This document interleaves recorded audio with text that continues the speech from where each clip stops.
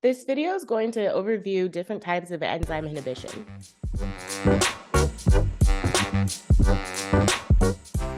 Before we talk about actual inhibition of an enzyme, it's important to have a review of how enzymes work, why we have enzymes in the first place.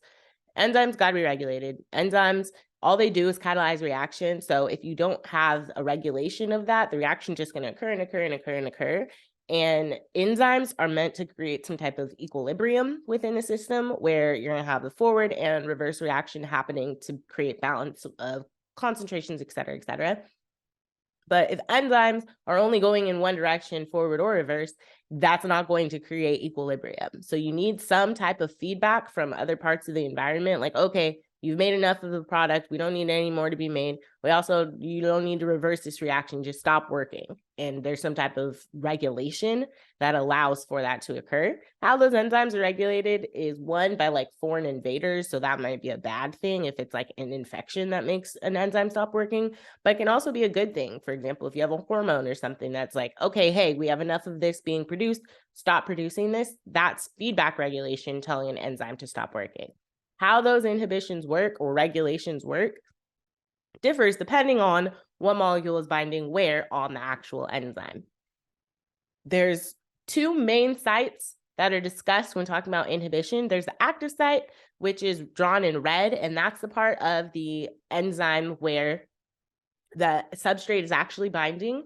That's the part of the enzyme where the reaction is actually occurring. So the active site is where the substrate actually binds. The allosteric site, which is drawn in green on the other side of the enzyme, is a place not at the active site, but also on the enzyme that's still able to bind molecules. When it binds these molecules, it changes the shape or the overall conformation of the enzyme, and therefore changes the conformation of the active site and makes the active site less able to function. What those do in terms of the kinetics of the enzyme, we'll talk about later. Before we discuss actual competitive inhibition, let's talk about an analogy. So one night, I'm going to a party. I've been dreaming about this party for like months. I already know exactly what outfit I'm about to wear. I know I'm about to do my hair. I know exactly what like makeup colors and all of the stuff that I'm about to do to my hair. I'm ready. I've been thinking about this, planning for this. I head into my closet, and my sister has stolen my shirt. This is not the first time that Coco stole my shirt. She stays stealing my stuff. So I already know, like, Coco, you stole my shirt. So I go in to ask her, like, did you steal my shirt? And she denies it, of course, because so we start scrapping. I'm like, I need this shirt. You don't understand. So I'm going to make you understand why I need this shirt. But then I also realized, like, look, if I keep scrapping Coco, I'm not even about to make it to this party. And the long-term goal is to go to the party. So fine. I go find something else to wear, end up going to the party, it's fine. But the thing that needs to be known is Coco still stole my shirt, and Coco should not have stolen my shirt. I know, had there been more of me, Coco, she would not have been able to fight against me. The more of me's, they couldn't fight against one Coco. Coco would not be able to fight a whole bunch of people, just one person by herself. So I know if I had had more of me's in that situation, we would have found my shirt and I would have been wearing what I needed to wear. So competitive inhibition is Coco. Coco is my competitive inhibitor. We were competing for the same shirt, not necessarily to go to the same party, but she took my shirt. Same shirt, we were both competing for it. And so if we're talking about competitive inhibition is actually where the substrate is binding into the active site. And what is this going to do to the enzyme? It makes the substrate, prevents it from being able to bind to the active site. So if Coco is the inhibitor binding to the active site, I'm supposed to be the person who's binding to the active site. I can't bind to the active site if Coco's bound to the active site. So competitive inhibition is two things competing for the same enzyme. And because I'm the thing that's supposed to bind, when there are more of me, Coco is not going to be able to compete as easily. So when Coco is bound, the enzyme's not able to actually catalyze the reaction because the substrate's not there. The enzyme is supposed to make the substrate make a reaction occur and does nothing when an inhibitor is there. And overall, that reaction is going to go slower. But like I was saying, if there were more me's, the situation would be different. If you add more substrate, because the inhibitor and the substrate are directly competing, one's going to beat the other one out every single time. So if you have more on one side, more on your side, it's going to give you much better likelihood of getting the goal that you want on the other side. And so if you increase the substrate that the inhibitor is never going to win, then the enzyme's never inhibited. So if you increase the concentration of the substrate when you have an competitive inhibitor, you will overcome the inhibition. So what that means is that the Km, or the concentration that's half of the Vmax, is going to increase, but the actual Vmax itself is not going to be affected. So eventually it's going to get back to that same reaction that it could occur without the inhibitor around, but it's going to take a lot more substrate to get to that same Vmax. We also have non-competitive inhibition. So now let's say I got a little brother named Nonzo. My brother Nonzo loves pranking me, but he's my little brother. So like, he can't actually compete with me. He's just trying to prank me to make me less effective. I can't do what I'm trying to get done because he's annoying me. Not actually competing because like I would win, but he is still making me less effective. So my little brother Nonzo is the non-competitive inhibition. It's not in direct competition with me. So it is not binding to the active site. It's binding somewhere else. It's binding to the allosteric site. The inhibitor is binding to the allosteric site. And it is going to change the conformation or change the shape of the active site in the enzyme. It's going to change the overall enzyme shape, but most importantly, it's going to change the shape of the active site, which means that substrates can't bind as easily to that active site, and this enzyme cannot catalyze a reaction occurring. The reaction overall is going to go slower. And can it be overcome? Can it be overcome by adding more substrate? Because this has overall changed the shape of the active site, it doesn't matter how much substrate you're adding. The substrate isn't competing with this inhibitor. They're going to bind at different places, but the substrate can't bind as long as this inhibitor is bound. And there's no way that the substrate can directly remove the inhibitor from being bound there. So the inhibitor is going to have to be removed itself before the enzyme can function and bind the substrate again.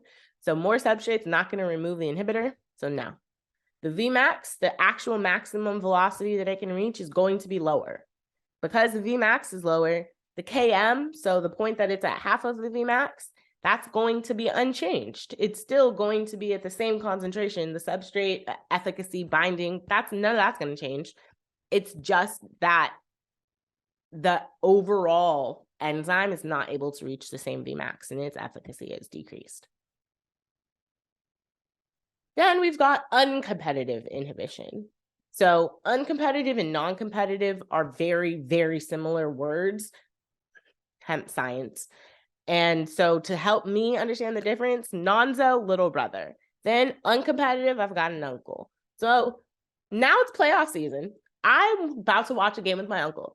I know that I have a very lucky jersey and I need to wear my very lucky jersey in order to be able for my team to win. Like if I don't have my jersey on, my team's not going to win. And if they win, it's only a fluke of nature. It's not because of like, truthfully, I had my jersey on, therefore my team won.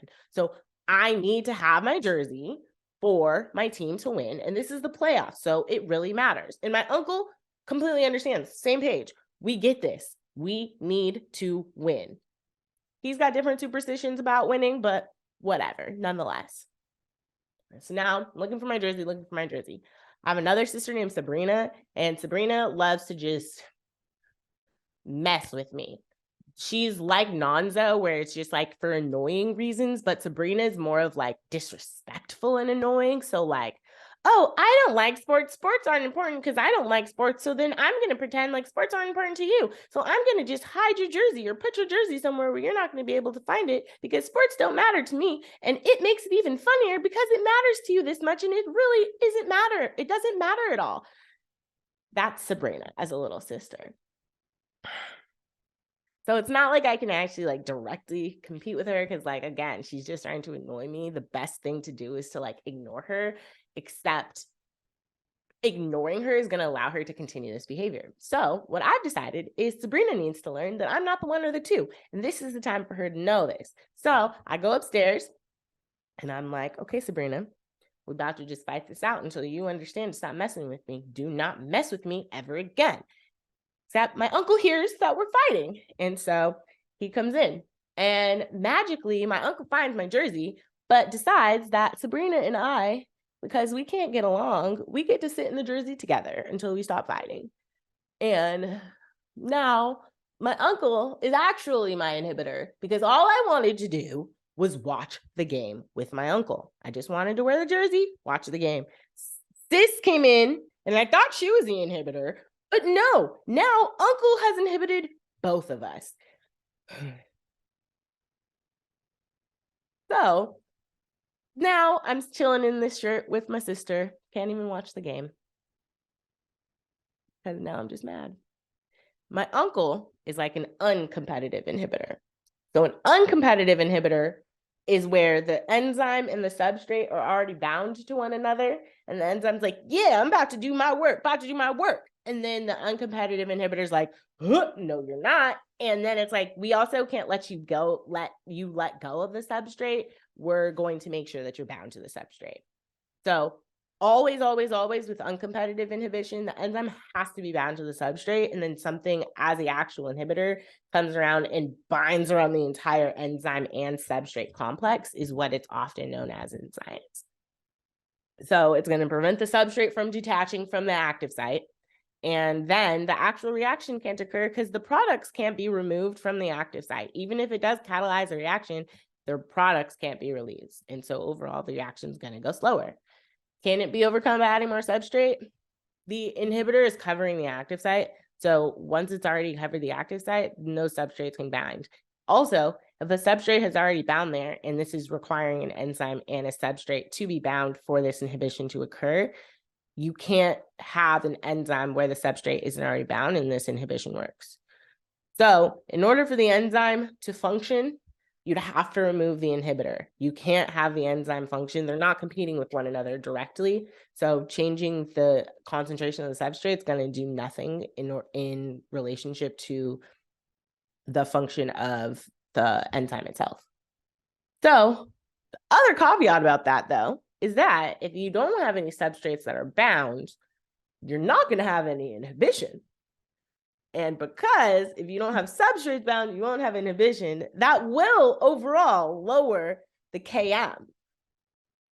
So the easiest way to bind fewer substrates is to have a lower concentration of the substrate.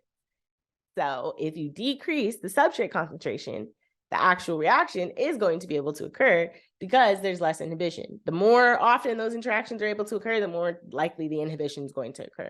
If you only got like 2 enzymes and 2 substrates, but you got a whole bunch of inhibitors around on the other side, it might not catch those 2.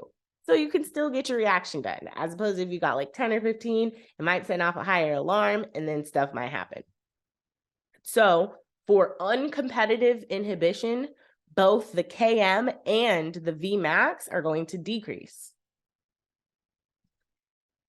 Putting this onto a graph where like the M&M plot, it's sometimes known as Michaelis and Menten, but the M&M plot is what's relevant to this, the one where it's like a logarithmic looking thing where it like starts high and almost flattens out at some point.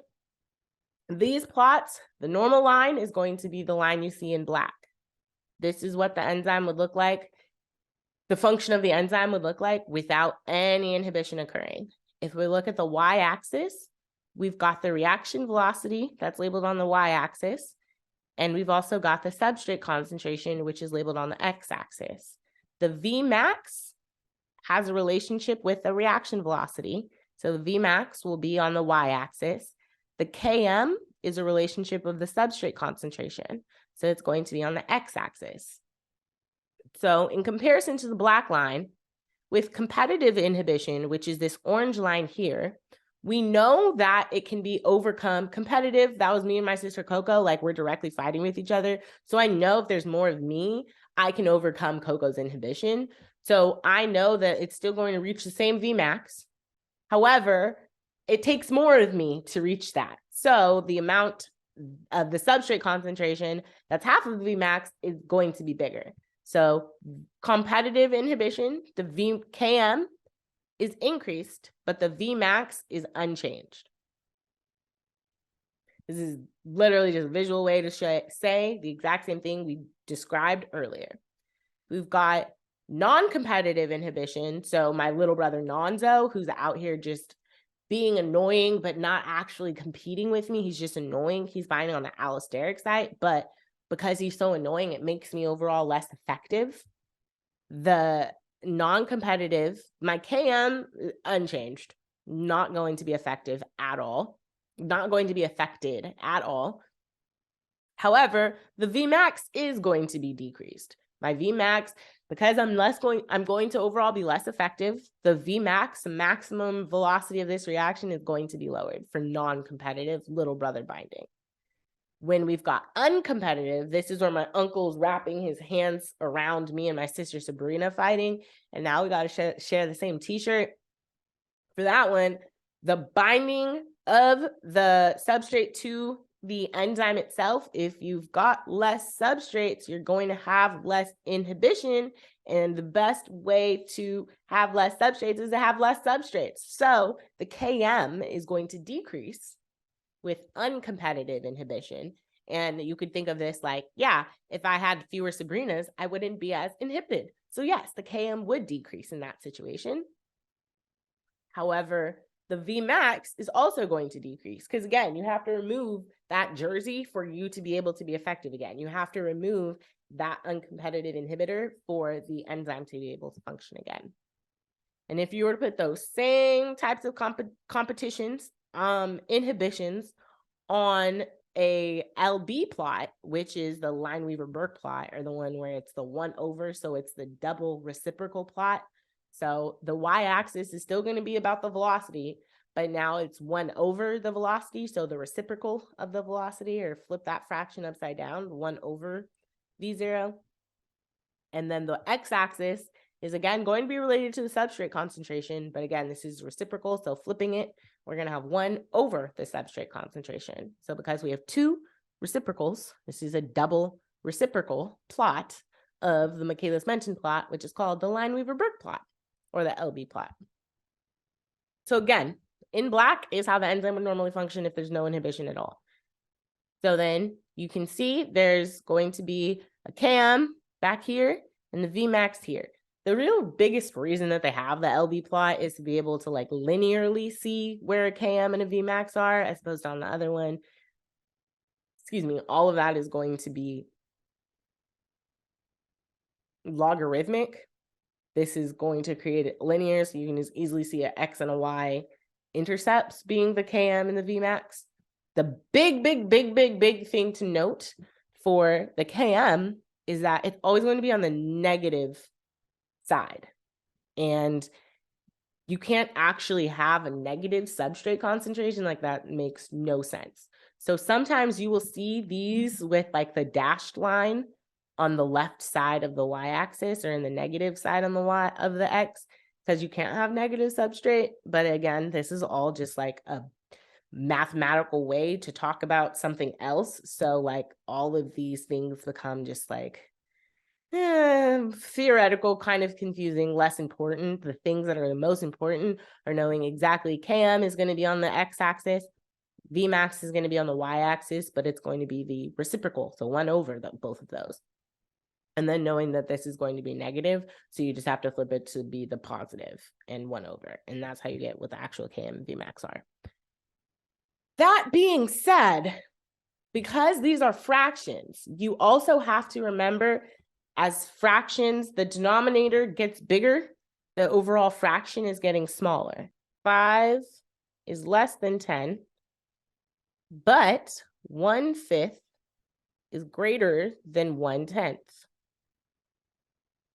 So just because the denominator is getting bigger, the fraction itself is getting smaller. So when you're looking at these, if you see a smaller fraction, that means that the Vmax was increased. If you see a bigger fraction, that means the Vmax was decreased. And for Km, it's a little bit more complicated. So let's just talk Vmax first. If we're talking competitive inhibition, the Vmax was not changed. So this is still at the exact same y-intercept. Competitive inhibition, the y-intercept is not going to be impacted, which means the Vmax does not change. However, with competitive inhibition, we did say that the Km was going to be increased. If there are more of me's around, cocoa is not going to be able to fight me as easily. So the Km is going to be increased. And if the Km is increased, that means the overall fraction is decreased. But we're going negative. So this is already in the negative direction. So again, if we go back to the 5 is less than 10, but 1/5 is greater than 1/10, let's put these as negatives. -5 is greater than -10, but -1/5 is less than -1/10.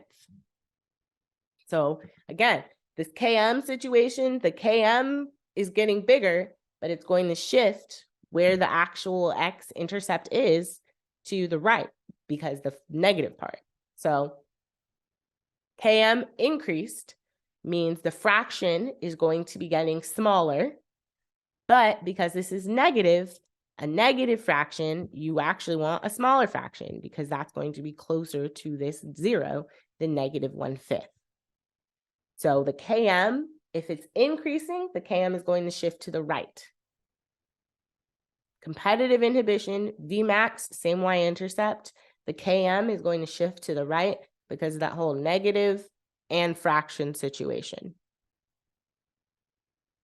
Then you've got uncompetitive inhibition. In comparison to the enzyme functioning without a inhibitor at all, we know both the Km and the Vmax are going to change. And they're going to change proportionally because the Km is a relationship of 1/2 of the Vmax. If the Vmax changes, the Km is changing in proportion to one another. These two lines are going to be parallel to one another. So neither the Vmax nor the Km is going to be intersecting with the enzyme working without an inhibitor. Those lines are going to be parallel. The Vmax, again, the Vmax itself is going down. So this 1/, Vmax is going to go up because of the whole positive fraction, smaller fraction, bigger number, et cetera, et cetera. And then the Km is going to shift to the left. The Km is going to go down. And if we're thinking about a negative fraction, going to the left means the Km itself is getting smaller. Then we've also got non-competitive inhibition, where that's me and my little brother Nonzo, who's just annoying and going to make me less effective, but he's not actually directly competing with me. So the Km is not going to be changed. The intersection point, this x-intercept, is not going to change for non-competitive inhibition, but the y-intercept is going to increase because the Vmax is going to go down. And so smaller fraction, higher on the x-axis, or I'm sorry, higher on the y-axis. So if you're ever having to compare any type of inhibition with what the enzyme would be functioning without an inhibition, think about where the Km and the Vmax would be. And also, if you want to be able to think about it in relationship to the Michaelis Menten kinetics. And then there's also like scientists will introduce like mixed inhibition, which is basically like scientists realize everything doesn't fit into like 3 neat categories. Sometimes it's like this and this. So we can't really just say it's just this, it's both. So then we have mixed inhibition, which is a mixed bag. By definition, it's a mixed bag. It depends. Anything that depends is like, we're not off to a great start when it comes to science, because now you have to give me a situation for me to determine whether or not this could be mixed. And it depends on if the substrate's bound. And that is going to determine what's happening to the Km. So you could see a graph and be like, okay, well, the Km increased. Is this mixed or not mixed? I don't know. Is the substrate bound or not bound? I don't know. So then it's like, there's no way for me to answer that. So as a testing tip, much easier to eliminate other things. Oof. We'll talk about that in a second. So if the enzyme is bound to the substrate, the Km is going to increase. If the enzyme's not bound, the Km is going to decrease. So let's think about that. When the enzyme is bound to the substrate, that is meaning the overall concentration amount is going to increase because it might be able to compete. However, if the substrate's not bound, the substrate concentration, where it's half of the Vmax, is going to decrease. And that means that, okay, maybe sometimes this is going to look like uncompetitive inhibition, and sometimes this is going to look like non-competitive inhibition. Bet. Don't really know what that's going to mean for me overall. In both situations, whether or not the substrate is bound, the Vmax itself is going to be decreased. So again, it's like, I don't know, is this one or the other? But then it's neither actually uncompetitive, non-competitive, or competitive. It has features of all of them. So then it becomes mixed. So if we're doing like testing in a multiple choice situation, which is most of the time when you're having to decide if something's mixed or not mixed, and if it's not multiple choice, you can make it multiple choice because there's 4 types of inhibition. So there we go, 4 multiple choice answer choices. Mixed inhibition, eliminate the others to decide whether or not it's going to be mixed inhibition. If the enzyme's Vmax decreases, we know it's not going to be competitive. So now we're down to 3. We started with competitive, non-competitive, uncompetitive, and mixed. Competitive is out because the Vmax has decreased. Then the second question, has the Km changed? If the Km has not changed, you can also eliminate non-competitive inhibition. So then we're left with uncompetitive inhibition or mixed inhibition. And now, if the Km has increased, it's not going to be uncompetitive inhibition. So that means the Km has to have decreased and the Vmax has also decreased. Then you can say something is mixed inhibition. So but that same process, you could eliminate other things for different reasons. So in general, don't try to like learn or remember mixed inhibition. Eliminate the other ones and be like, okay, I guess this is mixed because it's not explicitly this, it's not explicitly this, it's not this, so it's mixed. The other ones are going to have very specific categories. Mixed is like the mixed bag. So just leave it as the last one standing unless you can eliminate it.